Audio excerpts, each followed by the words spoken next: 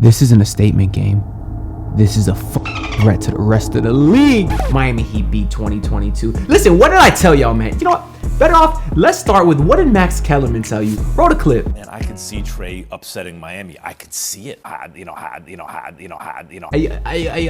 don't watch basketball. Okay, well, you know, what did I tell you? This is what I said just yesterday on the Heat vs. the World podcast. Right, and you, Anthony? Well, what I'm thinking is that... Hold on a second. I don't know if you guys hear that, but it's Trae Young crying because Bam Adebayo is going to lock him down. He is going to score 12 points. And I gave Trae Young too much credit, apparently. I said 12 points. That man only scored 8 points on 1 of 12 shooting. Oh my God. He almost got outscored by Omer Yurtseven. That's my dog. Let me not roast Yurt. But still, Yurt played 5 minutes, had 5 points. Trae Young played almost 30 minutes, 8 points on 1 of 12 shooting, 0 of 7 from 3. I should have put a trigger warning because that is disgusting. But what I actually want to start this video with is probably a little bit of a surprise and probably really petty, to be honest.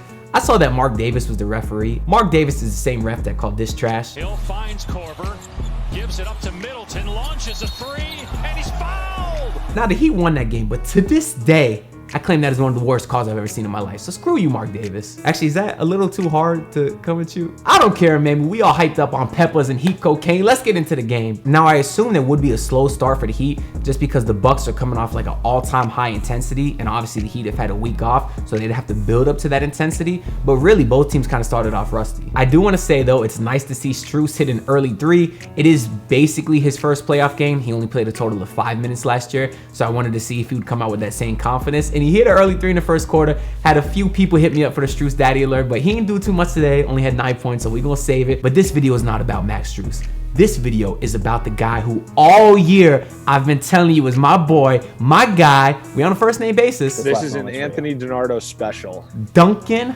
Robinson. Now, Duncan necessarily hasn't been hitting his open looks this year, but he sure did today. 8 of 9 from 3, 27 points, and the game's leading scorer. Is hilarious, man. And I knew he was about to go off today after he hit that first 3 and started talking that little bit of trash, man. Ooh. Shout out to Duncan Robinson, man. Everyone doubted you all year. Not me, though. I knew you'd keep it up. Me and Sean Rochester, man. Y'all know we on Duncan Island. And my boy Terrence. Shout out to you, my boy. Shout out to all the podcasters everywhere. Shout out to my Debo holders. Y'all know who you are. Beautiful game from Duncan Robinson. Just beautiful game, man. I also want to shout out Gabe, Vincent, man, because I was getting hyped watching that dude pick up Trae Young in the full court press all game. That was amazing. That's what you get from Gabe I was about to say Gabe Robinson. I mean, he did hit some nice shots today. Took some bad ones too, between me and you. But he still hit some nice shots today. Let me see how many points Gabe had. Gabe finished with 8 points on 3 of 8 shooting. So nothing crazy, but the defense was amazing. Personally, to me, it surprised me that we didn't get any Caleb Martin minutes until garbage time. Spo ran a 9-deep rotation, so Caleb was the guy that was cut out of that. But again, we knew Spo was going to have some tough problems putting together the rotation. It was disappointing that Oladipo did not play any minutes, but again, not surprising. I don't know if we should be worried because Depot didn't even play any garbage time minutes. He also wasn't in the team picture. I don't know what that's about. I don't know whether to be concerned, but he seems to be happy cheering his team on the bench. So hopefully everything is good with him. As far as the end of the game too, I personally think Spoelstra left the guys in there for a little too long. They were up 30 with 8 minutes to go. I was screaming, call timeout, get those guys out of there. But he ended up getting the starters out with like 5 minutes to go. Except Max Strus. Why are you playing Max Strus when you got Depot, you got Markieff, you got UD? There's no reason to play a pivotal rotation piece at the end of the game like that. But I'd have to ask Eric Spoelstra. I ain't got that kind of clout yet. But if y'all subscribe, like the video, maybe we get that one day. I hate a shameless plug. What's next? We got PJ Tucker came out the gates firing today. He finished with 16 points on 6 of 8 shooting, 4 of 4 from 3. That is amazing. You know, nice to see too because he was obviously finished the season pretty cold. But something I want to know is after every time he hits a 3, he screams something.